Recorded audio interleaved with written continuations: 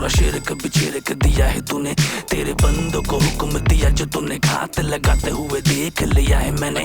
अनजानी थी ये बात तेरी, शैतानी सी ये हरकत तेरी। तेरे किताबों में जो भी गाली तूने हमको दिया है वो पर भी लिया है मैंने। मैंने सारे खुदाओं को एक माना, तू भी साथ में है काहे को घबराना। आज पता चला फितरत में है तेरी सुन्नत, कायदे से हमको ही मरवाना। एक उम्मीद ने किताब उतारी थी, उससे हक माना गलती हमारी थी। एक हवसी दरिंदे को भेजा तूने बना के आलम का बेहतरीन नमूना।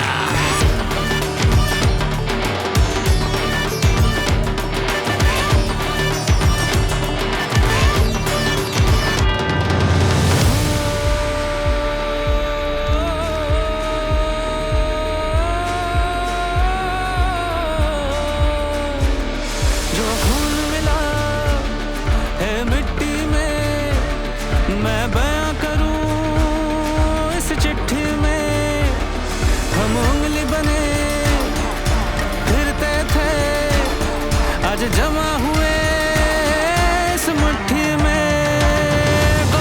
कुछ भी तोरा मेरे काफेर আরে খাপা দেশটা কি তোদের পাপের। ওরে মুমিনেরা শুনে যারে তোরা, হিসাব দিতে হবে তোর নবীর পাপের। আজ বুকের মাঝে তুমি আগুন জ্বালো, ওই আল্লাহর চোখে চোখে রেখে বলো তোর আদেশ আমার